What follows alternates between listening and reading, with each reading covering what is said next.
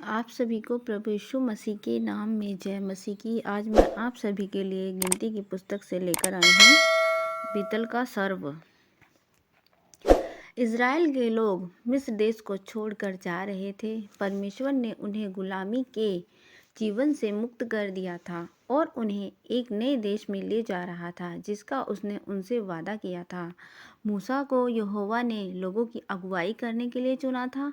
परमेश्वर ने रास्ते में उनकी सभी ज़रूरतों का ख्याल रखने का भी वादा किया था।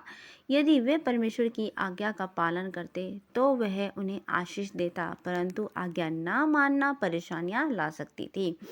जब वे परान के जंगल में का देश में आए तब उन्होंने अपने डेरे खड़े किए। फिर उन्होंने कुछ ऐसा किया जिससे उन्हें कनान पहुंचने में 40 साल की देरी हुई और जंगल में भटकना पड़ा।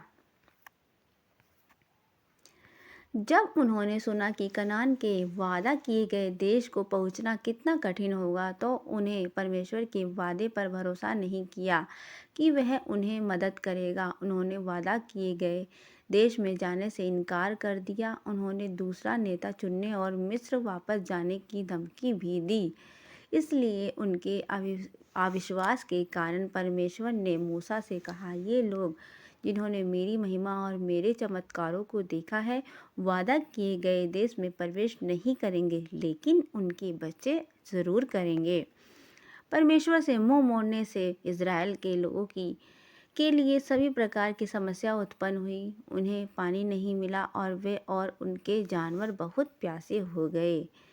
उन्होंने मूसा से कड़वी शिकायत की, तू हमें मिस्र से क्यों लेकर आया? हम इस मरुभूमि में मर जाएंगे। मूसा ने उनकी शिकायत के बारे में यहोवा से बात की और परमेश्वर ने उसे बताया कि क्या करना है।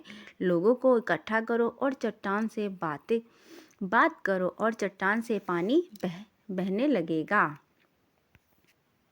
मूसा ने आज्ञा मानी और सबको छावनी के बाहर बड़ी चट्टान के सामने इकट्ठा किया। फिर उसने अपनी छड़ी से चट्टान पर मारा, जल प्रभावित किया ताकि सभी लोग और मवेशी पी सके। लेकिन यह एकमात्र समस्या नहीं थी जिसका लोगों को सामना करना पड़ा। जब वे जंगल के रास्ते आगे बढ़ रहे थे, उनसे आगे यदुमियों का गढ़ था। वे ऐसे भयंकर योद्धा थे जो किसी के पास आने पर झपट्टा मारते थे। यदि तुम भूमि पर कदम रखने का साहस करोगे तो मैं तुम पर तलवार से वार करूंगा। तब मूसा लोगों को यदोम से दूर ले गया जब तक कि वे होरेब पर्वत पर न आ गए। तब उन्हें और भी बड़े खतरे का सामना करना पड़ा।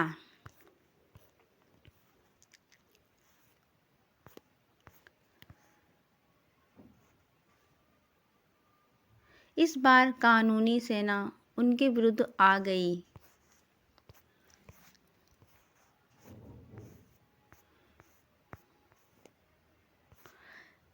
शक्तिशाली सेना के सामने लाचार होकर लोगों ने ईश्वर की ओर रुख किया और परमेश्वर मदद करने के लिए तैयार थे।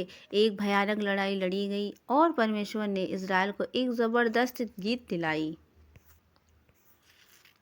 परमेश्वर के मदद करने के बावजूद भी ये लोग परमेश्वर के भलाई पर भरोसा नहीं किए। जैसे कि उन्होंने एदोम राज्य के बाहरी सीमा से अपनी यात्रा जारी रखी, वे कुड़कुड़ाने लगे, शिकायत की। वे यात्रा करते करते कितने थके हुए थे और पानी की खोज से कितने तंग आ चुके थे। उन्होंने मन्ना के बारे में भी शिकायत की जो दैनिक भोजन परमेश्वर ने उन्हें भेजा था। उन्होंने न केवल मूसा के बारे में मतलबी बातें कही बल्कि उन्होंने परमेश्वर के खिलाफ भी बात की। इसलिए परमेश्वर ने उन्हें यह सिखाने का फैसला किया कि विद्रोह पाप है और उसे दंडित किया जाना चाहिए। डरे हुए इज़राइलियों के बीच एकाएक जहरीले सांप जंगल से आए। लोगों ने भागने की कोशिश की, लेकिन सांप हर जगह थे। बचकर भागने का कोई उपाय न था। कई इजरायली जहरीले सांप के काटने से मर गए थे। लोग मूसा के पास आकर कहने लगे, हमने परमेश्वर की आज्ञा न मानी और उसके विरुद्ध बातें की। कृपया परमेश्वर से सांपों को दूर ले जाने के लिए कहे। तब मूसा ने प्रार्थना की और यहोवा ने उसे बताया कि क्या करना है। पीतल का एक सांप बनाओ और उसे एक डंडे पर लटकाओ। हर कोई जिसे काटा गया है, जो उस पीतल के सर्प को देखता है, वह जीवित रहेगा। जैसा परमेश्वर ने कहा वैसा ही हुआ। जो लोग परमेश्वर पर भरोसा रखते थे और पीतल के सर्प को देखते थे, वे जीवित रहे। जिन्होंने देखने से इनकार किया, वे सब मर गए। जिस प्रकार परमेश्वर ने इस्राएलियों को उनके पापों के दंड से मुक्त होने का मार्ग प्रदान किया, उसी प्रकार परमेश्वर ने हमें भी क्षमा करने के लिए एक मार्ग प्रदान किया है। जब यीशु की क्रूस पर मृत्यु हुई तो पीतल के सर्प का अर्थ स्पष्ट हो गया कि यीशु ने कहा, जैसे मूसा ने जंगल में सांप को उठाया, वैसे ही मनुष्य के पुत्र को भी ऊंचा किया जाना चाहिए, कि जो कोई उस पर विश्वास करता है वह नाश न होगा परंतु अनंत जीवन को प्राप्त करेगा।